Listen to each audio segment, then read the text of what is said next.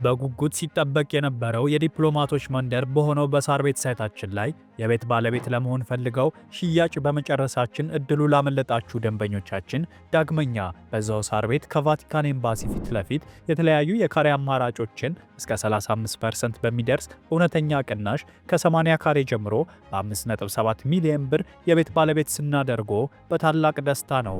በተጨማሪም ቤተ መንግስት አቅራቢያ ያደረገውና የብዙሃኖች ትዝታ በያዘው በአቧሬ አዲሱ ሳይታችን ላይ ከባለ አንድ መኝታ ጀምሮ የመኖሪያ ቤቶችንና የንግድ ሱቆችን ደግሞ ከፈለጉ በኢንዱስትሪ መንደር በሆነው በገላን ባወጣረው ትልቅ የገበያ ማዕከላችን ላይ በጠቅላላ ዋጋ ከ2.6 ሚሊዮን ብር ጀምሮ የሱቅ ባለቤት ይሁኑ።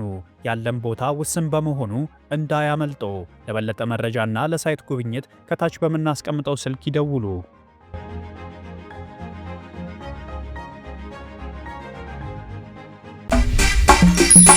ዳና የውስጥ እግር ማሳጅ የረኩበትንና ጥቅሙን በሚገባ ያጣጣሙበትን አገልግሎቱን በማስፋፋትና በማሳደግ እነሆ ሁለተኛ ቅርንጫፉን ከፈተ።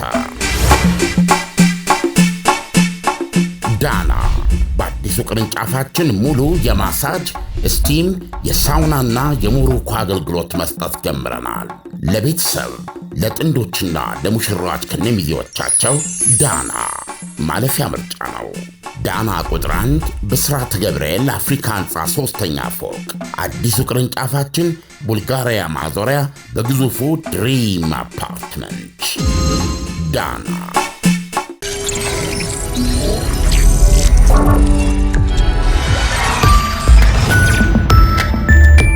ይህ አዋዜ ቡፌ ነው። አድማጮቻችን በያላችሁበት አገር ሰዓት አቆጣጠር እንደምን አደራችሁ፣ እንደምን ዋላችሁ፣ ምናልባትም እንደምናመሻችሁም ወይም ደግሞ ለሁላችንም እንደሚስማማው ደህና ናችሁ ወይ?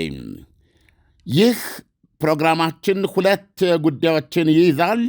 ዋናው እና ከባልደረባ ኢሳያስ ጋር በስፋት የምንነጋገርበት ትናንትና ቅዳሜ በዩናይትድ ስቴትስ አሜሪካ ሚኒሶታ ከተማ ውስጥ የሆነው አሳዛኝና አወዛጋቢ ጉዳይ ነው። ትናንት የፕሬዚደንት ዶናልድ ትራምፕ የጸረ ሕገወጥ ስደተኞች ክንድ የሆነው እና በምህጻረ ቃል አይስ ብለው ይጠሩታል ኃይል ሌላ አሜሪካዊን መግደሉ ነው። የ37 ዓመት ዕድሜ ያለው ነጭ አሜሪካዊ ዜጋ መሆኑ ተረጋግጧል። በሙያው ነርስ ነው። ይህን ተከትሎ የተነሳው ውዝግብ ግን እውነቱን ለመናገር ራስ ያማል። የሚኒሶታ አስተዳደርና የሀገሪቱ የፌዴራል መዋቅሮች በተለይ የጸጥታ መዋቅሮች እስከ ዋይት ሃውስ ድረስ ያሉት ከፍተኛ ልዩነት ያለው ነገር ነው እያቀረቡ ያሉት። አሜሪካ ወዴት እየሄደች ነው የሚያሰኝ ነው። በሁለተኛ ጉዳይነት ወደ መጨረሻ ላይ የምናቀርበው ዝነኛው ሪፖርተር ጋዜጣ ከ30 ዓመት ማራቶን ጉዞ በኋላ ከኪራይ ቢሮ ተላቆም የራሱን ማለፊያ የሆነ ሕንፃ በትናንትናው ዕለት ቅዳሜ አስመርቋል። እዚህ አያት ሲኤምሲ አካባቢ ደራርቱ አደባባይ ዙሪያ የሚገኝ G+10 የሆነ ለቢሮና ለንግድ አገልግሎት የተመቸ እንደዚሁም 8ኛና 9ኛ ፎቆቹ እንደሰማሁት ከሆነ ለግል መኖሪያ ወይም አፓርትመንቶች ናቸው። ስለዚህ የንግድም ነው። ከዛ በዋነኛነት የጋዜጣው ቢሮዎች አሉ። ከሱ በላይ ደግሞ ከፍ ብሎ 8-9 የመኖሪያ ህንፃዎች ናቸው። እነዚህ ህንፃ በጣም እርግጠኛ ነኝ በብዙ ኢትዮጵያን ፍቃድ በቢሮ በመኖሪያነት በማንኛውም መንገድ በፈጣኑ የሚከራይ መሆኑን ለመናገር ያስችላል። ኢሳያስ ሪፖርተር ጋዜጣ እያነበብን ነው የቆየ ነው። አንዱ አንባቢ እንደሆንክ አውቃለሁ። አዎ ዓለም እስቲ ወደ መጀመሪያው ዜናችን እንሂድ።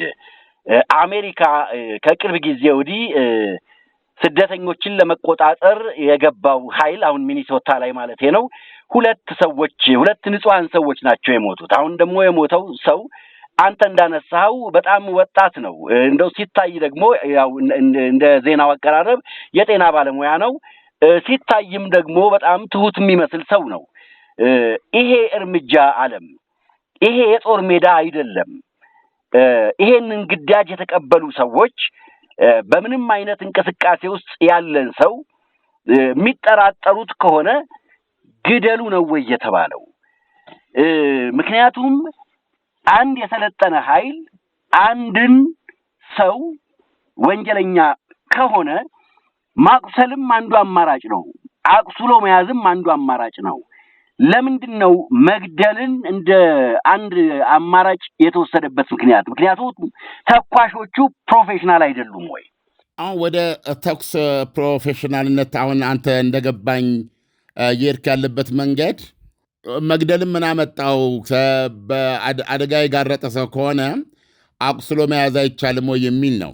እዚህ ላይ ከመድረሳችን በፊት አሁን ትልቁ አሳዛኙ ዘግናኙ ነገር በሚኖሶታ አገረ ገዢ ከንቲባ፣ የአቃቤ ሕግ አስከባሪዎች የሚቀርበው እውነታና በዩናይትድ ስቴትስ አሜሪካ ፌዴራል ጠቅላይ አቃቤ ሕግ፣ በሀገር ውስጥ ጉዳይ ሚኒስቴር፣ በጠቅላላ በኤፍቢአይ በተዋረድ በምታያቸው ፌዴራል መስሪያ ቤቶች መካከል ስለሆነው ነገር የሚሰጠው ማብራሪያና ተወስዶ የሚወሰደው አቋም አሜሪካ ወዴት የሚል ጥያቄ እንድታነሳ ያደርጋል።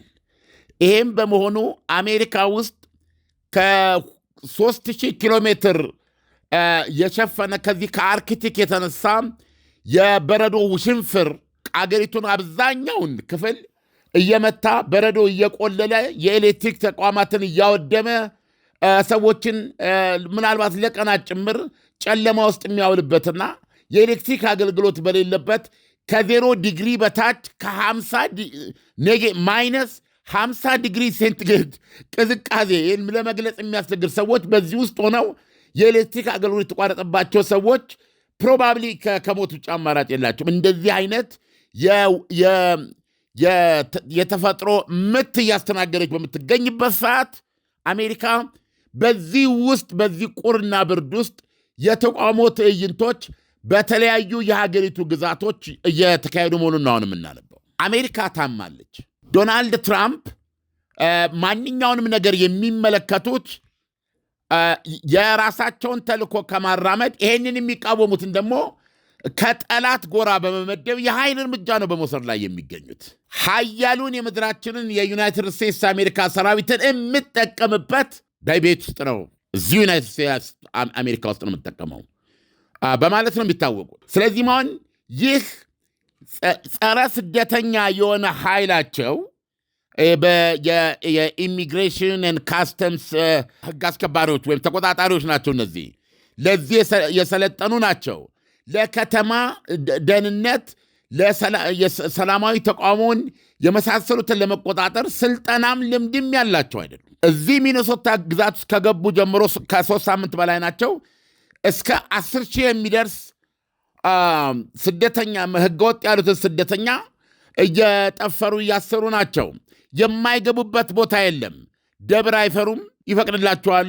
በዶናልድ ትራምፕ ህግ ይፈቅድላቸዋል። ከሆስፒታል አልጋ ላይ አስነስተው ሊወስዱ ይችላሉ። ግሉኮዝህን ነቅለው ትምህርት ቤቶች ውስጥ ይገባሉ። ሻይሙና የምትልበት ቦታ ይገባሉ። ለምሳ በእጅ አስካትን እንዳያስክ ምሳን እንድትበላ እንኳ ጊዜ አይሰጡህም። ሁሉም ቦታ የሚንቀሳቀሱ በመሆኑ ከፍተኛ ፍርሃት ውስጥ ገብቷል። በአጠቃላይ ሚኒሶታ ከተማ ማለት ትችላለህ። እና በ3 ሳምንት ውስጥ ሁለተኛ አሜሪካዊ አስከሬኑ ከአስፋልት ላይ ሲነሳ ነው። የመጀመሪያዋ ተመሳሳይ ዕድሜዋ 37 የሆነ ሴት እንደዚሁ የገዛ መኪና ውስጥ ነው የተገደለችው። በቪዲዮ ላይ ማንም ሰው ሊያየው እንደሚችለው የሆነ የቃላት ግጭቶች ነበሩ። ከዛ በኋላ ኤጀንቶች እየወረዱ ወደ እሷ ሲመጡ የቀይ ፎርዊል መኪና ነው የያዘችው።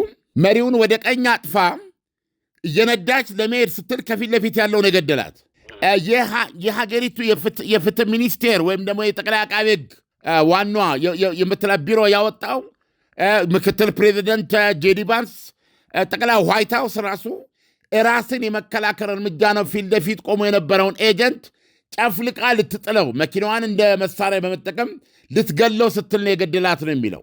ይሄ በቪዲዮ የሚታይ ነገር ነው። እሱ ብቻ አይደለም። የአሁኑን በምትመለከትበት ጊዜ 4፣ 5፣ 6 የሚሆኑ እነዚህ የአይስ የተባሉ ኤጀንቶች እዚህ ሰውዬ ላይ ተኝተውበታል። መንገድ ላይ ይታገሉታል ማለት ነው። ከዛ በኋላ እየታገሉት እያሉ እነዚህ ሁሉ እንግዲህ ተጭነውታል። ይህ ሰውዬ ማይክ ታይሰንም ቢሆን ይህን መቋቋም አይችልም። በ5 እና 6 ወጠምሻ በጀርባቸው በደረታቸው የጥይት መከላከያ የመሳሰለውን ያነገቡ እነዚህ የደደሩ ኃይሎች እንደዚህ ተጭነውት እያለ በመሃል ተኩስ እንሰማለን። ተኩሱ ብታምንም ባታምንም 10 ተኩስ ነው፣ 10 ጥይት። 2 ኤጀንቶች በ10 ጥይት ነው ሰውነቱ ላይ የተቀጠቁት። እነሱ አይደለም ውዝግቡ። የዩናይትድ ስቴትስ አሜሪካ የሀገር ውስጥ ሚኒስቴር ምን ብሎ ነው መሰለህ የሰጠው? የአይስ ኃይሎች ገዳዩ ራሱን ለመከላከል የወሰነው እርምጃ ነው ይላል ሲያቀርበው። እንዴት ነው ይላል። አሁን ስሙ አሌክስ ፕሬቲ መሆኑን ያወቅነው በሙያው ነርስ የሆነ ጎልማሳ አሜሪካዊ ሽጉጥ ይዞ እንደዚህ ከመኪናው ወርዶ ሊሆን ይችላል። ሽጉጥ ይዞ በቀጥታ ሰብሰብ ብለው ወደ ቆሙበት ቦታ መጣ ይላል ወደ ኤጀንቶቹ። ከዛ ኤጀንቶቹም መሳሪያውን ትጥቅ ለማስፈታት በሚሞክሩበት ጊዜ በኃይል ተቀናቀናቸው ይላል። ማለት መሳሪያውን ላለማስረከብ ታገላቸው ይላል። በዚህን ጊዜ ራስን ለመከላከል መሳሪያ ስለያዘ ገደል ነው ይላል። አሳዛኙን ነገር ልንገርህ። ሚኔሶታ በአጠቃላይ አገረ ገዢው፣ ከንቲባው፣ የግዛቲቱ አቃቤ ሕግ፣ ዋና አቃቤ ሕግ፣ የሕግ አስፈጻሚ ፖሊስ የሚኔሶታ እና የአይን ምስክሮች ምን መሰለ የሚሉት ይህ አስፋልት ላይ የተፈረደበት በዙሪያው ያሉ ሰዎችም ሆነ ማንም ሊያድነው ያልቻለ ሰው በእጁ ይዞ የነበረው ሞባይል ስልክ ነው። ኢሳያስ በጣም አሳዛኝ ነው። ዓለም በጣም አሳዛኝ ነው። ዓለም እንግዲህ አሜሪካ እኛ እንደምናውቃት ስል መቼስ ያው በዜና ወይም በተለያየ አይነት መንገድ ለማለት ፈልጌ ነው። የዲሞክራሲ የሰፈነባት ሀገር ናት እና አሁን ይሄንን ሰራዊት ግዳጅ እንዲፈጽም ያዘዘው አካልና ይሄንን ግድያ የፈጸመው አካል በአሜሪካ ፍርድ ቤት የሚጠየቁበት መንገድ የለም ወይ? መቼስ አሁን የሚኒሶታው ሀገረ ገዢ ይሄንን ነገር ሲያነሱ በቂ የሆነ የካሜራ ሪከርዲንግ ዶክመንት ይኖራቸዋል እና በሕግ የሚቀርቡበት የሚጠየቁበት መንገድ የለም ወይ? አዛዡና ታዛዡ ማለት ነው። ዳና የውስጥ እግር ማሳጅ የረኩበትንና ጥቅሙን በሚገባ ያጣጣሙበትን አገልግሎቱን በማስፋፋትና በማሳደግ እነሆ 2ኛ ቅርንጫፉን ከፈተ። ዳና በአዲሱ ቅርንጫፋችን ሙሉ የማሳጅ ስቲም፣ የሳውናና የሞሮኮ አገልግሎት መስጠት ጀምረናል። ለቤተሰብ ለጥንዶችና ለሙሽራዎች ከነሚዜዎቻቸው ዳና ማለፊያ ምርጫ ነው። ዳና ቁጥር 1 ብስራተ ገብርኤል አፍሪካ ህንፃ 3ኛ ፎቅ። አዲሱ ቅርንጫፋችን ቡልጋሪያ ማዞሪያ በግዙፉ ድሪም አፓርትመንት። ዳና የሚኔሶታ አገረ ገዢ ቅድም እንዳልኩ የከንቲባ ጽሕፈት ቤት፣ የግዛቲቱ አቃቤ ሕግ የመሳሰሉት ክስ መስርተዋል። ክስ የመሰረቱት በፌዴራል ኤጀንሲዎች ላይ ነው። በዚህ ቅድም ባልኩ በሀገር ውስጥ ጉዳይ ሚኒስቴር ላይ፣ በጠቅላይ አቃቤ ሕጓ ወይም የፍትህ ሚኒስትር ትላት ትችላለህ። እንደዚሁም ደግሞ በኤፍቢአይ ኢንክሉዲንግ በእነዚህ ላይ ነው የመሰረቱት ክሱን። ይህንን ምርመራ ራሷ ግዛቲቱ ማለት ሚኔሶታ እንድትመራው ነው የሚፈልጉት። አሁን ትልቁ የከሰሱበት ምክንያት ምንድን ነው? አክቹዋሊ የተፈጸመውን ነገር ጭብጥ የመቀየር የማወናበድ፣ መረጃ የመሰወር የሚል ክስ ነው ያቀረቡት። አሁን ራሷ ሚኔሶታ እንደ ግዛት ቅድም የነገርኩ በተዋረድ እስከ የአይን ምስክሮች ድረስ ታች እዛው ቦታው ላይ የነበሩ ይህ አሜሪካዊ የተገደለው ምንም ሳያደርግ ነው። እጁ ላይ የያዘው ካሜራ ነው፣ ሞባይል ስልኩን ነው። የለም የሚሉት የኤጀንቶቹና ከኤጀንቶቹ ጀርባ የሀገር ውስጥ ጉዳይ ሚኒስቴሩ በጠቅላላ የምርመራውን በጠቅላላ ፌዴራል መንግስት የምትለው ሽጉጥ ደቅኖ ነው የመጣው ነው የሚሉት። ሽጉጥ ደቅኖ ስለመጣ ሽጉጡን ከእጁ ለማውጣት የተደረገ ርብርብ ነው የሚሉት። ቤዚካሊ ሞባይል ነው በእጁ የያዘው። ሞባይሉን ከእጁ ለማውጣት ነው የራስን ለመከላከል አደጋ ውስጥ ገባን ብለው በ10 ጥይት 2 ኤጀንቶች የእብድ ውሻ የሚገሉ ነው የሚመስሉት። ኢትስ ትራጂክ። የሚገርም ነገር ነው። አሁን አሜሪካ እየሰማን ያለነው የፌዴራል ኤጀንቶች እስከ ዋይት ሃውስ መረጃውን ለመቀየር ይሄንን ሰው ሰላማዊ ሬዚስታንት በሰላማዊ መንገድ የሚቀላቀል ነው እንደሱን ተግባርና ድርጊታቸውን በመረጃ ይዞ በሞባይል ቀርጾ ለማጋለጥና ይሄ የትግል መንገድ ነው። እንኳን በአሜሪካ በየትኛውም ቦታ የሚደረግ ነው በአሁኑ ጊዜ። በዚህ ምክንያት ነው ህይወቱን ህልውናውን ያሳጡት።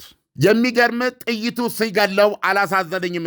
እኔ እፎይታን ያገኘው ነው የምለው። እነዛ ሁሉ ተከመረው ከዚህ በፊት አንገታቸውን በጉልበታቸው አንገታቸውን ተጭነው አየር መሳብ አቅቷቸው የሞቱትን እናስታውሳለን። አሜሪካ ውስጥ በተለይ ራሳቸው ፖሊሶቹ የአሜሪካ ፖሊሶች አንድን ሰው በቁጥጥር ስር ለመዋል በሚል መሬት አስፋልት ላይ አጋድመው ፊቱን ከአስፋልት ጋር አጣግተው ለ30 ለ40 ጨምቆ የሚይዙበት ሁኔታ በተደጋጋሚ ህይወት እያሳጣ ነው እና ወይ የአሜሪካ ራስ ምታት ነው። ኤኒዌይ የዲሞክራሲ ቀንዲልነቷንም አሁን አሜሪካ ትሰዋለች። ዶናልድ ትራምፕ አንድም ቀን ዲሞክራሲ ሲሉ ሰምቼ አላቅም ስልጣን ከያዙ ጀምሮ። ዶናልድ ትራምፕ እንደምትመለከተው በሀገር ውስጥም በጎረቤትም በሩቅም በግጭት ላይ እየተመረኮዘ አካሄድ ነው ያላቸው። ይሄ የአሜሪካ ጉዳይ ነው። ነገር ግን አሳዛኙ ነገር ምንድን ነው ብለህ ብትለኝ ትናንትና ዘገባችን ላይ እንዳቀረብ ነው መጀመሪያ የነበረው መረጃ ሽጉጥ ይዞ ወደ ኤጀንቶቹ ሲመጣ የሚል ነበር። ኤጀንቶቹም ሽጉጡን ከእጁ ለመንጠቅ በሚጥሩበት ጊዜ እሱ በኃይል መታገል ሲያበዛ እንግዲህ አልሰጥም ሲላቸው ኤኒ ሚኒት መላጩን ሊስበውም ስለሚችል ኤጀንቶቹም ራሳቸውን ለማዳን ሊደነብሩ ይችላሉ፣ እርምጃ ወስደው ሊሆኑ ይችላል። ትራጀዲው ግን አሁን ጠዋት ስታነበው ኖ ሰውየው ሽጉጥ አልያዘም። በሚኒሶታ ላይሰንስ ሽጉጥ ፍቃድ የተሰጣችሁ ሰዎች ሽጉጣቸውን እንዲደብቁ ህጉ አያስገድድም። ፍቃድ ካለ መኪና ውስጥ ግልጽ ቦታ ልታስቀምጠው ትችላለህ። አንድ የህግ አስከባሪ አካል ሊጠይቅ የሚችለው ፍቃድ አለ ወይ የሚለው ነው። ከዛ በኋላ እንግዲህ የራሱ አካሄዶች አሉ።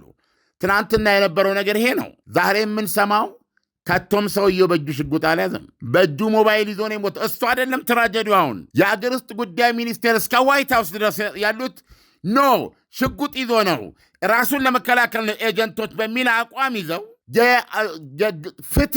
ፍትህ ይበየን ዘንድ ምርመራውን እኔ መምራት አለብኝ ነው የሚለው ሚኒሶታ ግዛት እንደ ግዛት። አለበለዛ መረጃዎች ይደበቃሉ።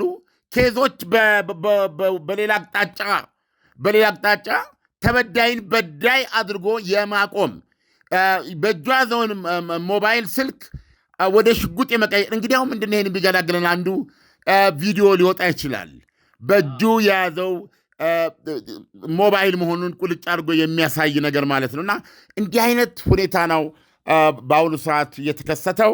በ3 ሳምንት ጊዜ ውስጥ 2 አሜሪካውያን በዚህ ኤጀንቶች ተገለዋል። አሁን እስካሁን ድረስ ደግሞ የተቃውሞ እንቅስቃሴው በሚኒሶታ 3 ሳምንቱን ይዘዋል። እንዲወጡ ማለት ነው። እነዚህ ኤጀንቶች ከግዛቲቱ እንዲወጡ በመጠየቅ ማለት ነው። በአጋጣሚ ሁለቱም የተገደሉት አሜሪካውያን ዕድሜያቸው 37 ነው።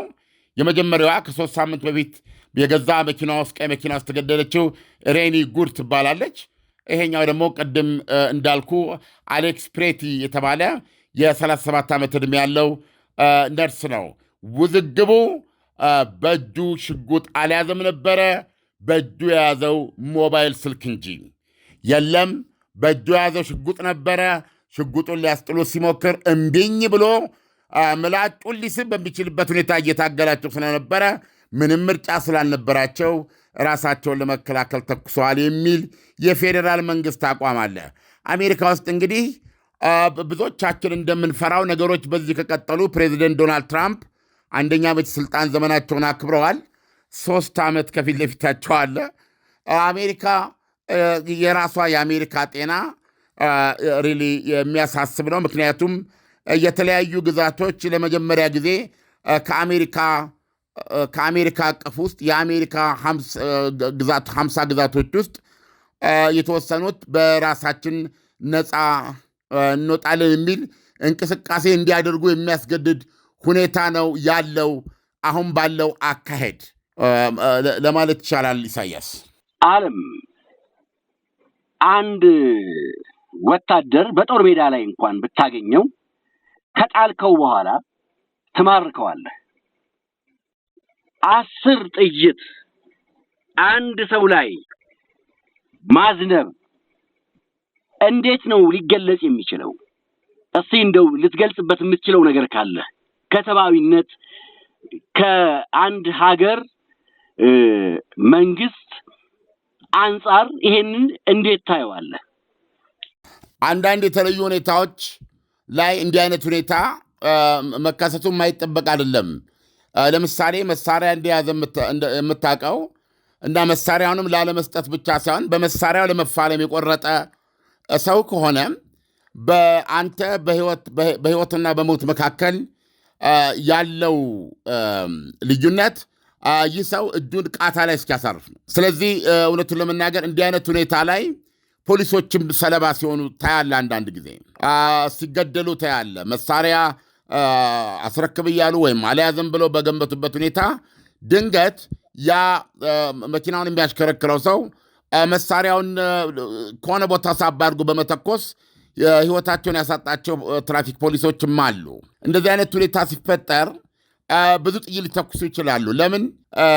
ያ ሰው ሊተኩስ መሆኑን አረጋግጠው ራሳቸውን እያሸሹ ወይም በፍጥነት ለመከላከል የሚከፍቱት ሩምታ ምክንያቱ ያቺ ሌባ ጣቱ ምላጯን የመንካት ጉዳይ ነው። በጥይት እየመታው እንኳ ባለችው በሞትና በህይወት መካከል ባለች ቀጭን እንትን መሃል እንኳ እጁ ያችን ነገር ከያዘች ሟች ነህ። እንደዚህ አይነት ሁኔታ ስለሚፈጠር ዲስኤብል ለማድረግ ነው። ሰውየው ምንም ነገር ማድረግ እንዳይችል ለማድረግ ነው። እና ይሄንን የሚያስገድዱ የተለዩ ሁኔታዎች ይፈጠራሉ። ግን ይሄ ሁሌ የሚፈጠር አይደለም። ሰው አንድ ጥይት ይበቃዋል ለመሞት። ግን አሁን የሆነው ትልቁ ነገር አንደኛ ይህ ሰው በእጁ ሽጉጥ አልያዘም። የሀገር ውስጥ ጉዳይ ሚኒስቴሩ እንዳቀረበው ይላል።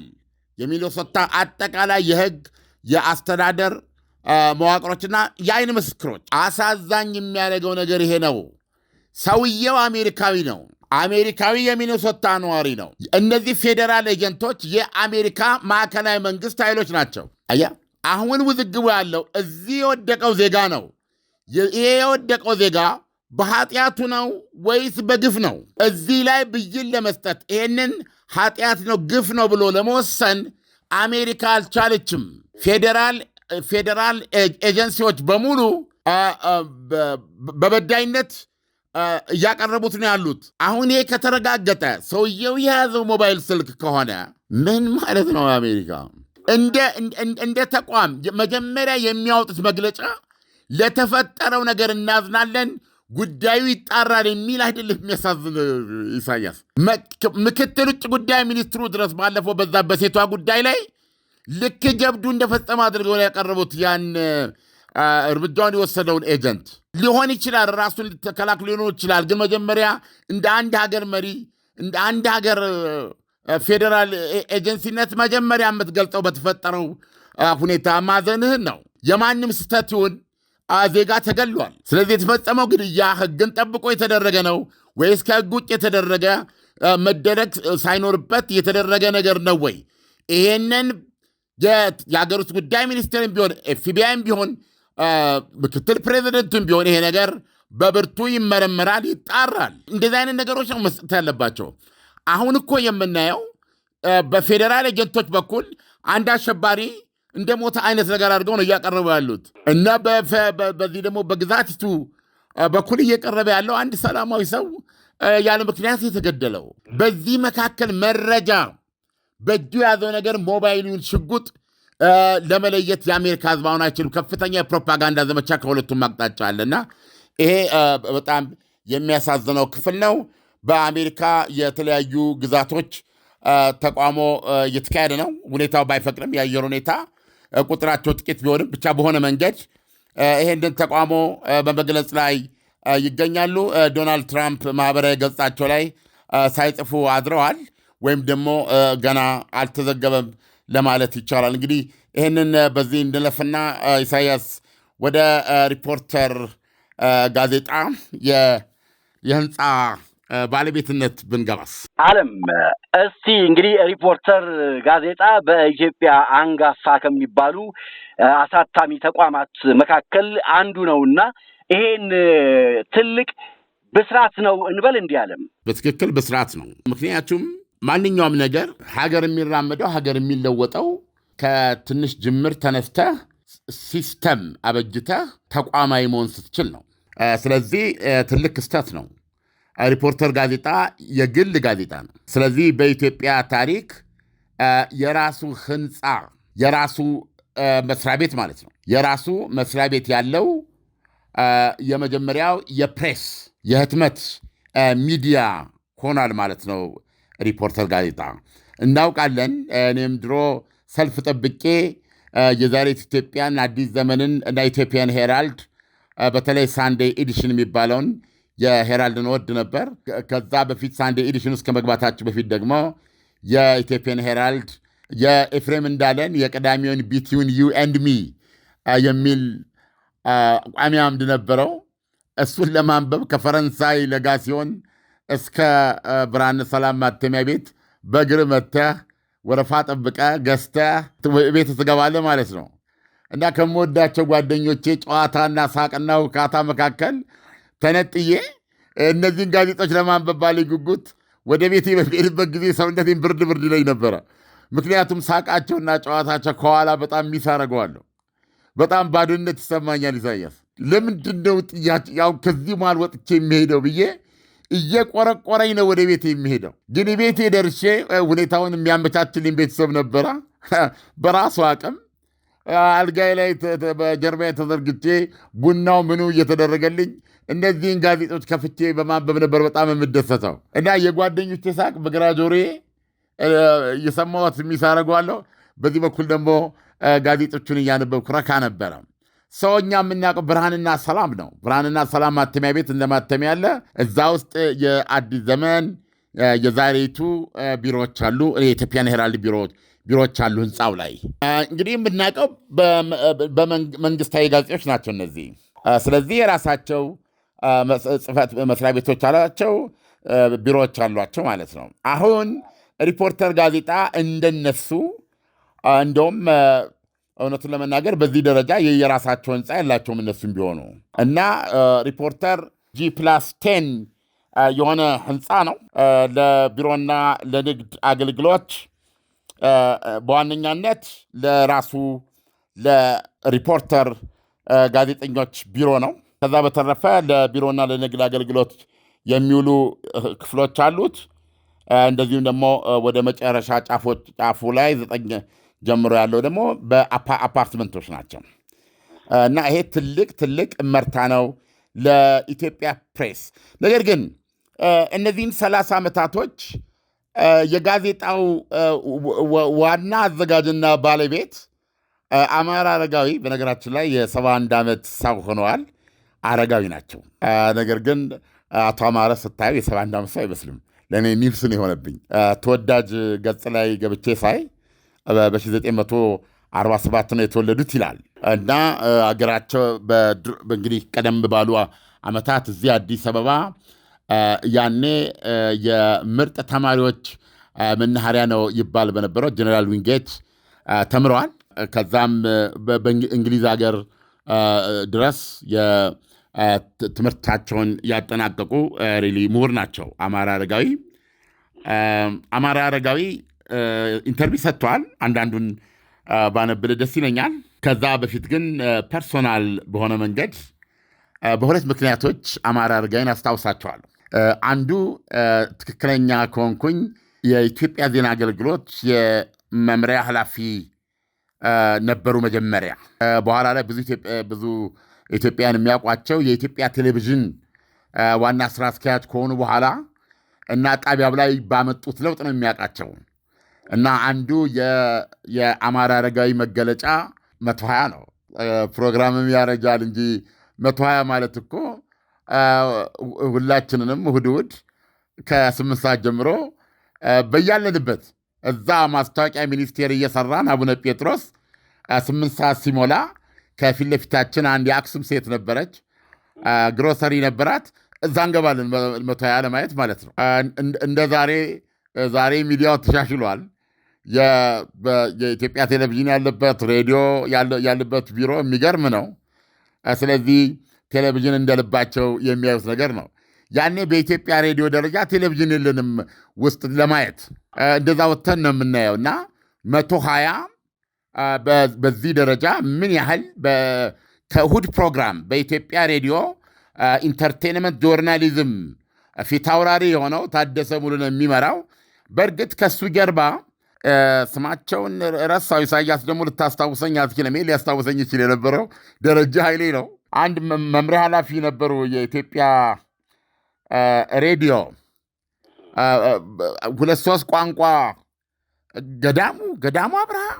በጣም የሚገርመኝና የሚደንቀኝ የኢትዮጵያን የእግር ኳስ ታሪክ የከተቡበት አንድ ባህረ መዝገብ ልትለው የምትችለው መጽሐፍ አለ። ሁሉም የስፖርት ጋዜጠኛ እሱን ሳይዝ ምንም ስለ ኢትዮጵያ እግር ኳስ መስራት አይችልም። በእንግሊዝኛ እና በአማርኛ እንዲሁም በፈረንሳይኛ ቋንቋዎች የአፍሪካ አንድነት ድርጅትን ሙሉ ታሪክ የጻፉ ሰው ናቸው። ገዳሙ አብርሃ ይመስሉኛል። በእርግጥ በጥንስስነት የሳቸው ነው ይባላል 120 እና ይህን 120ን ግን ባለሟል ሆኖ የሾፈረው እዛ ምዕራፍ ላይ ያስገባው ጋዜጠኛነት፣ ኢንተርቴንመንት ጆርናሊዝም። ድሮ ጋዜጠኛ ያወራል፣ አድማጭ ያዳምጣል። ይሄን ታሪክ ሰብሮ ኢትዮጵያውያን ሁሉ ሬዲዮ ውስጥ የገቡት በእሑድ ፕሮግራም ነው። ካፒቴኑ፣ መርከብ ነጂው፣ ባቡር ነጂው፣ ሐኪሙ፣ ዶክተሩ፣ ሯጩ፣ እያንዳንዱ ሰው ታሪኩ የተነገረበት ይሄ ኢንተራክቲቭ የሆነ ዛሬ ኢንተራክቲቭ የምንለውን ነገር የመሰረተ እሑድ ፕሮግራም ነው አደል? ያቀርብ የነበሩት ታምራት እኮ ጥናት እኮ ሊደረግበት የሚገባ ነው። እንደገና እኮ ሊከለስ የሚገባ ነው። በድምፁ ብቻ በትንፋሹ ብቻ የዋሽንት ድምፅ የሚያወጣ ብትፈልጉ ቤት ውስጥ ዘግታችሁኝ ከ6 ወር በኋላ ኑ በሕይወት ታገኙኛላችሁ የሚል ሳይበላ የሚኖር ፊት ለፊት አንድ ሞሰብ እንጀራ በአንድ በግ በተሰራ ቀይ ወጥ ፊት ለፊት ቦጥቦጦ እየበላ የሚጨርስ ጉደኛ የማያቀርቡት ነገር አልነበረም። ታደሰ ሙሉነ፣ ንጉሴ አክሊሉ፣ ታምራት አሰፋ፣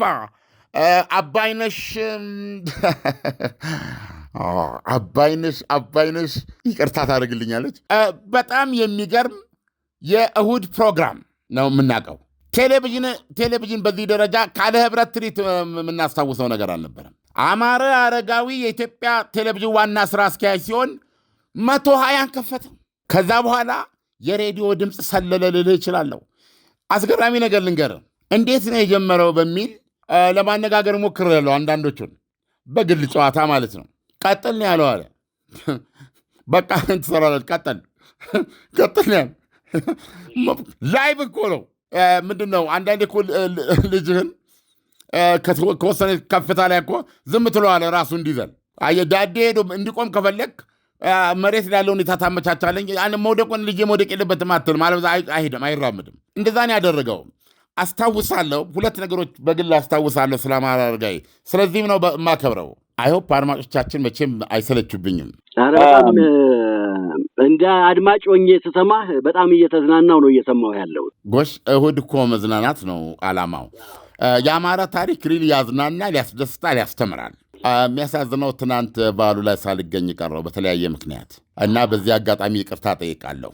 በወርቅ ኢዮቤልዩ ላይ ዕድሜ ሰጥቶኝ እገኛለሁ። ምንድን የሆነው መሰለ?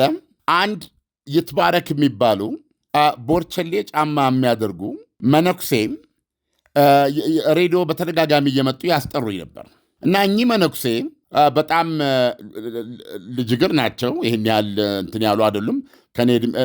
በእኔ ዕድሜ ላይ በወቅቱ ከነበረ ላይ ፕሮባብሊ የ10 ዓመት የ12 ዓመት ብልጫ ቢኖራቸው ነው እና ስለ አቡነ ቴዎፍሎስ ነው የሚያስረዱኝ። እኔ ደግሞ እውነቱን ነው የምነግርህ። በዛ ሰዓት ቤተ ክርስቲያን ሲኖዶስ ምንድን ነው፣ ፓትርያርክ ምንድን ነው፣ እንደዚህ የሚለውን ነገር ዲቴል አላቅም። ጉዳይ አድርጌው አስቤውም አላቅም። ይመጣሉ፣ ያነጋግሩኛል፣ የሰማሁት እና አሁን እጨነቃለሁኝ። ኢንተረስት የለኝም ይሄን ለመስራት። እኚህ ሰው ግን አይቀሩም፣ ያስጠሩኛል። አንዳንድ ቀን ጎረድ ይጋብዙኛል፣ አንዳንድ ቀን ድራፍት ይጋብዙኛል። በኋላ እየቆየ ከጉዳዩ ይልቅ እሳቸው እየመሰጡኝ መጡ ማለት ነው እና ገረሙኝ።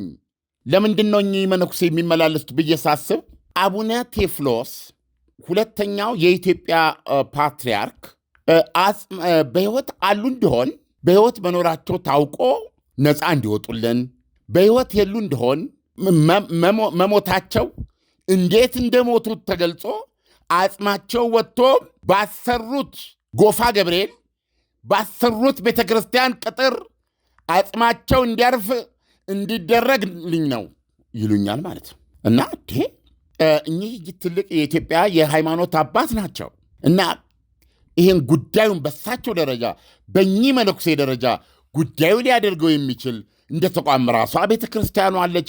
ሌሎችንም ማስቤ ከማንም በፊት ከሳቸው ውጭ በወቅቱ ይህንን ጥረት የሚያደርግ የለም። በኋላ ግንኙነታቸውን ጠየቅኳቸው። ከሀገሬ ጎጃም አሉ። መቼም ሲያወሩ አንደበታቸው ለዛቸው የቆሎ ተማሪነት ምን እንደሆነ እንዴት ከአንዱ ቦታ እንዴት እንደሚማሩ እዛ በየገዳሙ የቆሎ ተማሪዎች በሚማሩባቸው ቦታዎች ያሉ ባለቅኔዎችን ታሪክ ያስረዱኛል። የሚገርም እኮ ነው። እኔ ያን ጊዜ በባህረ ሰላጤው ጦርነት ትዝታ ውስጥ ያለው ሰው ነኝ። እኔ ቀጥሎ ስለሚቀሰቀሰው ዓለም ጦርነት የማስብ ሰው ነኝ። ዓለም እሳቸው ጉዳያቸውን ለማስፈጸም አንተን በመንፈሳዊ መንገድ እየሰሩህ ነበር ብለን እናስብ፣ እያስተማሩህ ነበር ብለን እናስብ።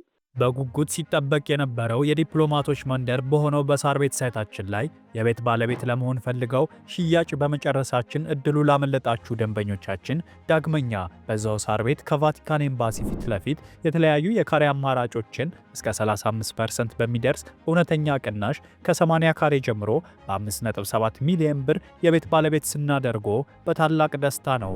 በተጨማሪም ቤተ መንግስት አቅራቢያ ያደረገውና የብዙሃኖች ትዝታ በያዘው በአቧሬ አዲሱ ሳይታችን ላይ ከባለ አንድ መኝታ ጀምሮ የመኖሪያ ቤቶችንና የንግድ ሱቆችን ደግሞ ከፈለጉ በኢንዱስትሪ መንደር በሆነው በገላን ባወጣረው ትልቅ የገበያ ማዕከላችን ላይ በጠቅላላ ዋጋ ከ2.6 ሚሊዮን ብር ጀምሮ የሱቅ ባለቤት ይሁኑ።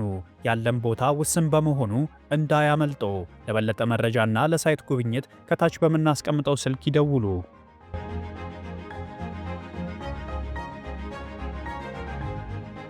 ዘማች አድርገውኛል እና ይሄን እየነገሩኝ በኋላ የእሳቸውን ታሪክ ሲነግሩኝ በቃ የተቆጣጠሩኝ መጡ ማለት ነው።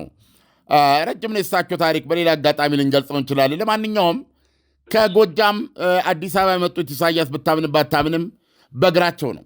ከጎጃም በረንዳ አቡነ ጳውሎስ ከጎጃም በረንዳ አቡነ ጴጥሮስ በእግሬ የመጣሁበትን አጋጣሚ አላስታውስም። ከመጣሁም ቁና እየተነፈስኩ ነው ከጥንት ጀምሮ።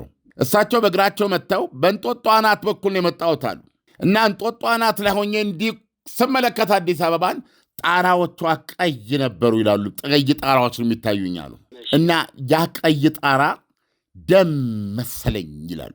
ኤኒዌይ መቃብር ቤት አድረው በበነጋታው ነው ልክ እንደ መጽሐፍ እንደ ፊታውራሪ ማነው እንደ ሐዲስ ዓለማየሁ መጽሐፍ እንደ በዛብህ ልትቆጥራቸው ትችላለህ። አዲስ አበባን መቃብር ቤት ባደሩ ጊዜ ጉንዳን ወሮ ያደረሰባቸውን መከራ ሲገልጹልኝ ከልጅነት እስከ እውቀት ያሳለፉት ከውልደት ሂደት ጀምሮ ያሳለፉት መከራ ለማመን የሚያስቸግር ነው እና እኚህ ሰው የመጨረሻውን መከራ የተቀበሉት አዲስ አበባ ከመግባታቸው በጉንዳን ነው። በጉንዳን ሰራዊት ተወረው መቼም እንዴት አድርገው ራሳቸውን ከዛ ሁሉ እንዳወጡ ልነግር አልችልም። ከዛ ቁልቁል መጥተው አዲስ አበባ ላይ እንዴት ይቆናጠጡ፣ እንዴት ይኑሩ፣ የት ሂዱ? ያኔ በመሰራት ላይ የነበረው ጎፋ ገብርኤል ተጠጉ ማለት ነው። እና ጎፋ ገብርኤል ተጠግተው እያሉ ቄሰ ገበዙ የዚህ የጎፋ አስተዳዳሪውን እሳቸውን ደጅ ጠናለ ማለት ነው። እና ምንድነው ካህን ናቸው እኚህ ሰው እንግዲህ የአንድ የካህን ስራ እንዲሰጣቸው ነው። እና መጨረሻ ላይ እኚህ ሰው ማነው ፓትርያርኩን አነጋግረው ነው ምላሽ የሚሰጡት። እኚህ ሰው ብዙ ጠበቁ።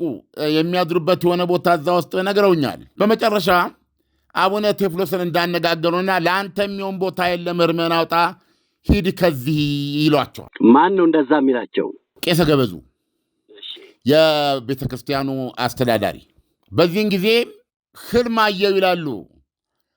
ያለቻቸውን ጋቢ ተጎናጽፈው ኩርምት ብለው በተኙባት ሌሊት እግዚአብሔር ቆንጆ እንቅልፍና ህልም ሰጣቸው።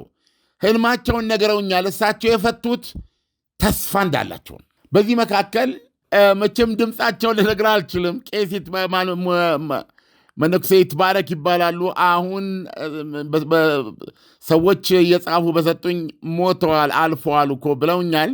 እንዴት እንደሆነ በጣም ትልቅ መነኩሴ እንደሆኑ ነው የማውቀው። መቼ እንደሞቱ የት እንደተቀበሩ ምን እንደነበረ እስካሁን ይህን መረጃ የሰጠኝ የለም። ከዛ በኋላ እኚህ ሰው እንደ ወትሮ ደስ የሚል ቤተ ክርስቲያን ላይ አገልግሎት በነጻ ትሰጣለህ እና ቅዳሴ ይመራሉ። አንድ ቀን እኚህ ሰው ጎፋ ገብርኤል ቅዳሴ ሲመሩ ድምፃቸው ልነግርህ አልችልም። አሁን አቡነ ቴዎፍሎስ ለወትሮ የሚገቡበትን በፊት መግቢያውን ይተዉና፣ ምክንያቱም መኪናቸውን ደርድረው አስቀምጠው እጅ የሚነሱ ሰዎች አያስገቧቸውም። በዛ በኩል የዚህ ዓለም ነገር የሚገርም ነው። መኪናቸው ያለው ሰው ይብስበታል ስግብግብነቱ። ስለማያስገቧቸው በጓሮ በሌላ በር ሳይጠበቅ ይገባሉ። ይገቡና ወደ ቤተ መቅደሱ በር በሄዱበት ጊዜ ቅዳሴ እየተካሄደ ነው። ቅዳሴ ሲካሄድ ቅዳሴውን ተከትለው እንደ ማንም ምዕመናን ስርዓቱን ይፈጽማሉ። አሁን እንበል 12 እንደዚህ አለ አይደለም። እና እኚህ ቅዳሴውን የሚመሩ ዳቆን ልጅ እግር ዳቆን ዞር ሲሉ በር ላይ አቡነ ቴዎፍሎስ የኢትዮጵያን ሁለተኛውን ፓትርያርክ አዩዋቸው። ልፈርድባቸው አልችልም። የኢትዮጵያ ኦርቶዶክስ ተዋሕዶ ቤተ ክርስቲያን ፓትርያርክ ለአንድ ዳቆን ሰማይ ናቸው። እዚህ አሁን ከሆነ በዚህ በከተማው ትልቅ የቤተ ክርስቲያን አባት ናቸው። ሩቅ ናቸው። እነሱ ፊት መቅረብ ሩቅ ነገር ነው። ለእኚህ ሰው ደግሞ የአጠቃላይ ህልውናቸው የታሰረበት ጉዳይ ከሳቸው ጋር ነው እና ዳቆኑ ተዝለፈለፉ። ራሴን ጥሞናዬን ለመቆጣጠር ተሳነኝ እና ቅዳሴውን ማካሄድ ተሳነኝ ስል ምን አሉ? ቀስ ብለው አስጠርተው እግዚአብሔርን ነው አንተ የምታመሰግነው፣ ቀጥል። አየህ እኔን አየው ብለህ ከማንም በላይ የሆነ አምላክ ነው የምታመልከው የምትቀድሰው፣ ቀጥል ሲሉ እንደምንም ቀጠልኩ አሉ። እሳቸው ወደ ፊታቸውን ከቦታው ዞር አድርጉልኛል። ከዛ ቅዳሴው እንዳበቃ ያንን ልጅ አምጡት ይላሉ አቡነ ቴዎፍሎስ። መጡና አባታችን ሊያነጋግሩ ይፈልጋሉ አሉ። እንግዲህ ከጎጃም ተነስተው በእንጦጦ አናት ላይ መጥተው በጉንዳን ሰራዊት ተወረው እንደ ደም የሚያስፈራ ቀይ ጣራ ወዳላት አዲስ አበባ በድፍረት የገቡት ሕይወት ፍለጋ ነበረ። የዛ ሕይወት ቁልፍ ደግሞ እሳቸው ነበሩ። አሁን እሳቸው ይፈልጓል ይጠብቋል ሲባሉ ምንም ከአቅሜ አስቤውም ሳይሆን ሞትኩ ነው የሚሉት እሳቸው።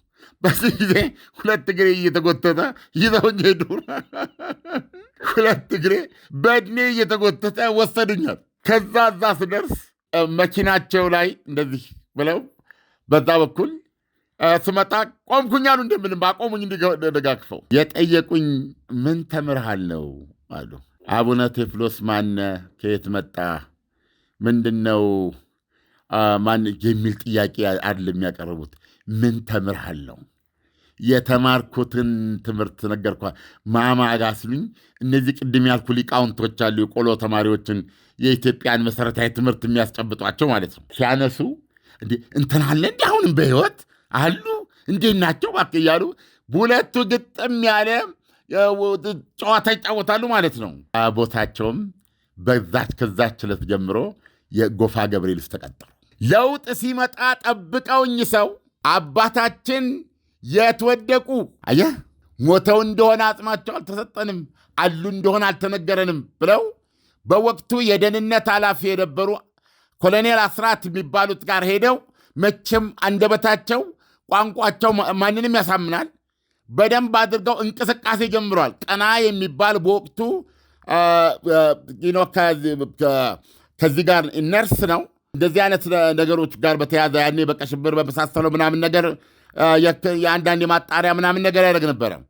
ከነሱ ጋር ሁሉ ተቀናጅተው ይሄንን ጉዳይ ለኢትዮጵያ ለማድረስ ሰው ነበር ያስፈለጋቸው። ያ ሰው ነው የነበርኩ። አሁን ስለሳቸው ከነገሩኝ በኋላ ይሄን ነገርማ መስራት አለብኝ፣ ግን መስራት እችላለሁ ወይ? እንዴት ልሰራው እችላለሁ? ማለት ፍቃድ ልጠይቅ ሄድኩት አቶ አማረ አረጋዊ ነው። አሁን የመነኩሴው ታሪክ የተነሳው በአቶ አማረ አረጋዊ ምክንያት ነው እንበላለም። እኔ ስላሰብኩና ስለፈለግኩ ኢትዮጵያ ሬዲዮ ላይ አንድ ነገር ልል አልችልም። ስለዚህ አንዴ እንትኑም ነበረ፣ እኛ በፊት የነበረ ነገር አለ። አሁን አዲስ የተለወጠ ነው። የቱን መስራት ይችላለሁ፣ የቱ ይፈቀዳል፣ የቱ አይፈቀድም፣ ብዙ ነገሮች አሉ። ሰው አማሬን ሊያስታውሱ ይችላሉ። እና በምጠይቅበት ጊዜም ስራው ትችላለህ የሚል መልስ ነበር የሰጡኝ። ማይ ጉድነስ ሰራው። ኢሳያስ የኢትዮጵያ ኦርቶዶክስ ቤተ ክርስቲያን ትወቅልኝ አትወቅልኝ አላውቅም። የአቡነ ቴዎፍሎስ ታሪክ በሬዲዮ በተከታታይ በመስራት መጨረሻ ላይ አጽማቸው የታረፈ የሚለውን ከነ እነዚህ ካልኩ ከነ ኮሎኔል አስራት ከዚህ ከቀናና አንድ በህቡ የተያዘ ከእስር ነፃ ሊሆን እሱ መረጃ እንዲሰጥ በስምምነት የነበረ እኔም መልኩን ያላየሁት ሰው የት እንደተገደሉ እንዴት እርምጃው እንደተወሰደባቸው ሰፈሬ ፈረንሳይ ለጋ ሲሆን የልዑል አስራተ ካሳ ግቢ ውስጥ በኮማንዶዎች በምንድን ይባለው ኮሪደር ላይ ግራና ቀኝ ተደብቀው ያለ ገመድ የመግደል ያለ ጥይት ድምፅ በሌለው መሳሪያ ተገዳዳሪን የመግደል ልምምድ ነው ያደረጉባቸው። በዚህ መንገድ አሟሟታቸው እንዴት እንደነበርና አጽማቸውም እዛው ግቢ ውስጥ እንደተቀበረ ያለውን መረጃ ይዤ ወጣሁ ማለት ነው በሬዲዮ። ይህንን ሳደርግ የመጀመሪያው ነኝ። እግዚአብሔር ይመስገን። የኢትዮጵያ ኦርቶዶክስ ቤተክርስቲያን ወዲያውኑ ኮሚቴ አቋቋመች በሳቸው ጉዳይ ላይ። አቡነ ገብርኤል ነበር የሚመሩት። ጠሩኝ ማለት ነው።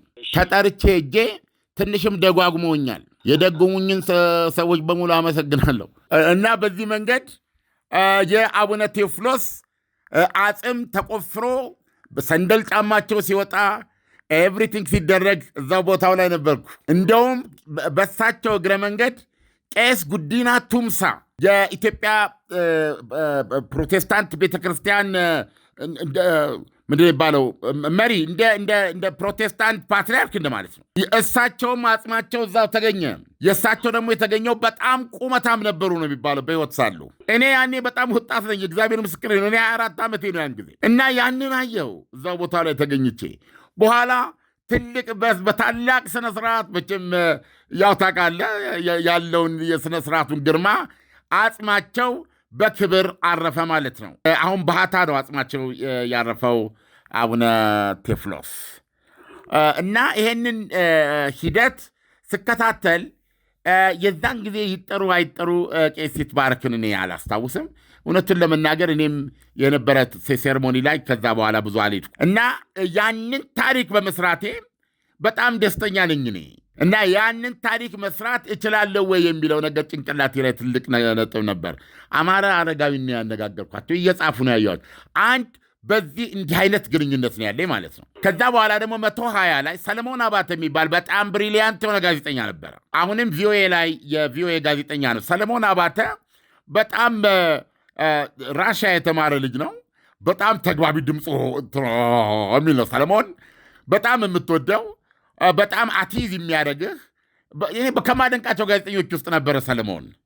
እና አንድ ቀን ቴሌቪዥን በምን ጉዳይ ሄጄ እንደሆነ አላውቅም፣ አማረ አረጋዊና ሰለሞን ቁጭ ብለው እንደ ጓደኛ እየተጫወቱ አየሁ ማለት ነው። በጣም በነፃነት ማለት ነው። እና ይሄም ደግሞ ለእኔ ያሳየኝ ነገር በፊት ብዙ ልምዶች አሉን፣ ዝም ብዬ አይደለም የማወራው።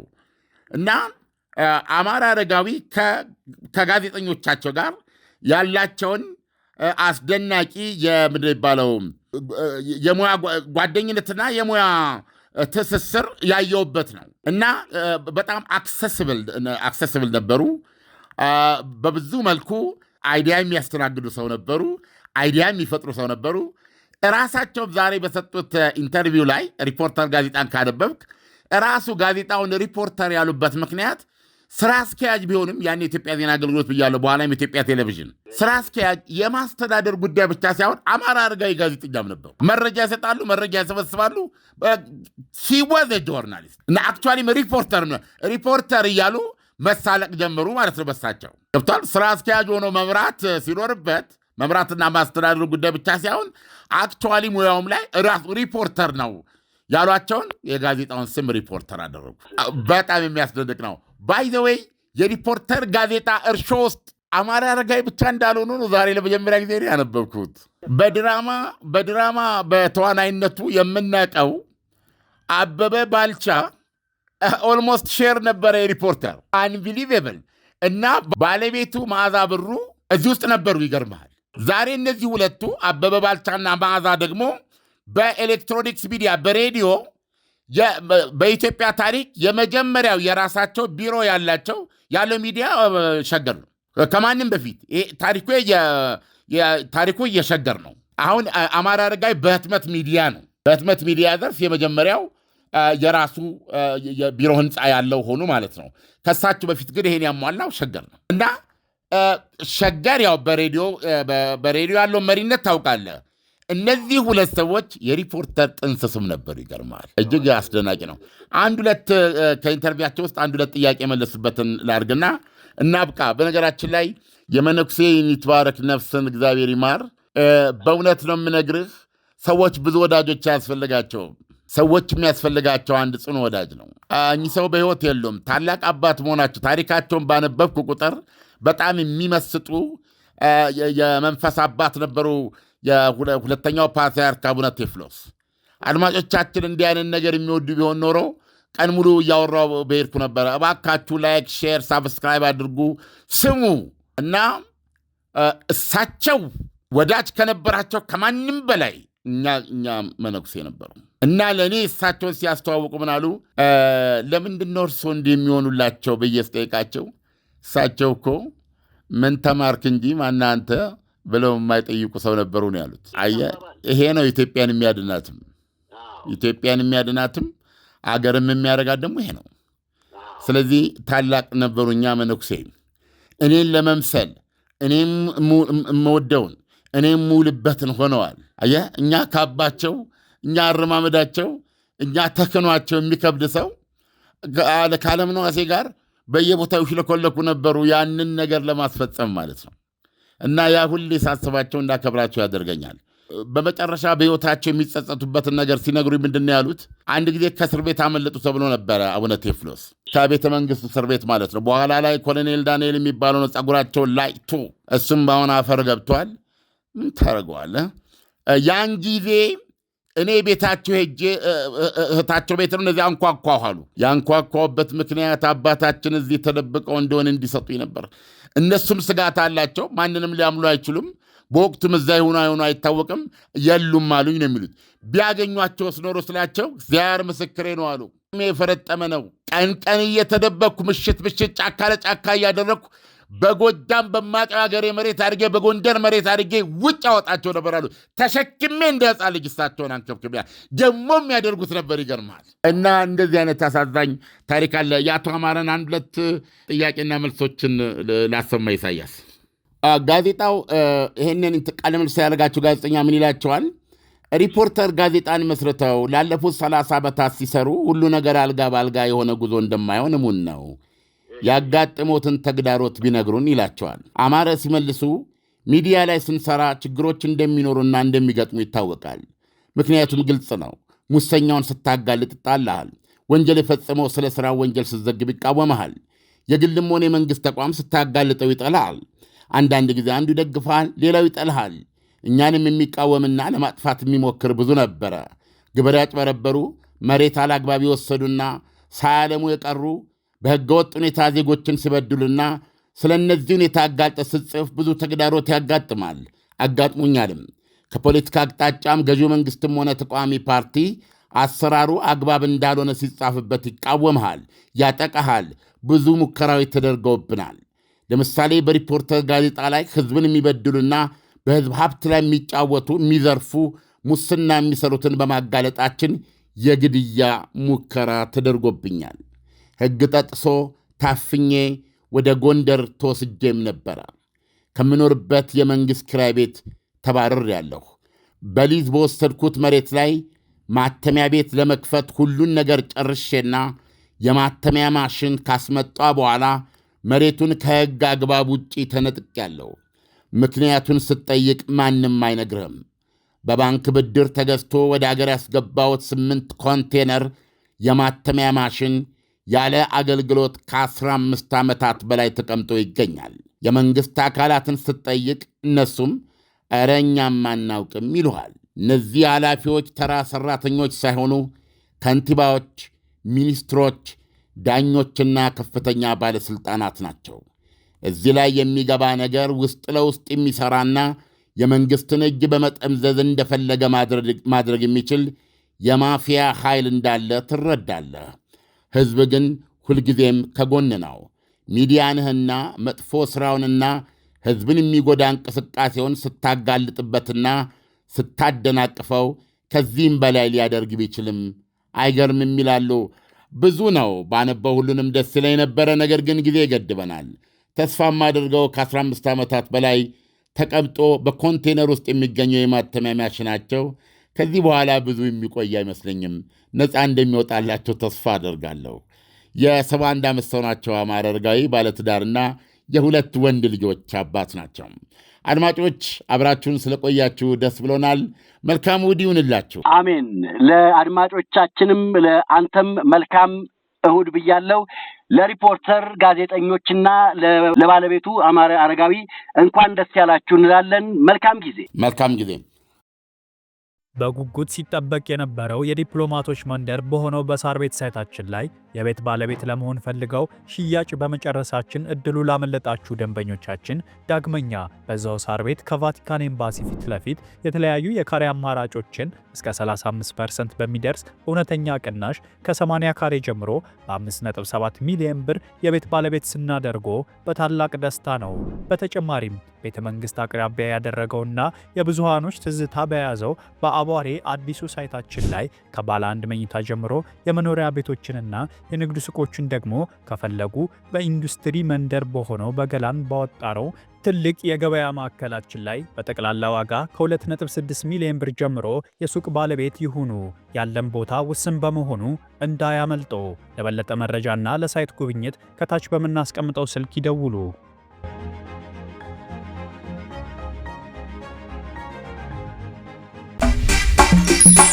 ዳና የውስጥ እግር ማሳጅ የረኩበትንና ጥቅሙን በሚገባ ያጣጣሙበትን አገልግሎቱን በማስፋፋትና በማሳደግ እነሆ ሁለተኛ ቅርንጫፉን ከፈተ።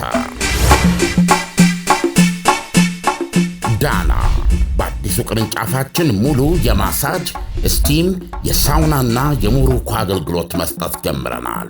ለቤተሰብ ለጥንዶችና ለሙሽራዎች ከነሚዜዎቻቸው ዳና ማለፊያ ምርጫ ነው።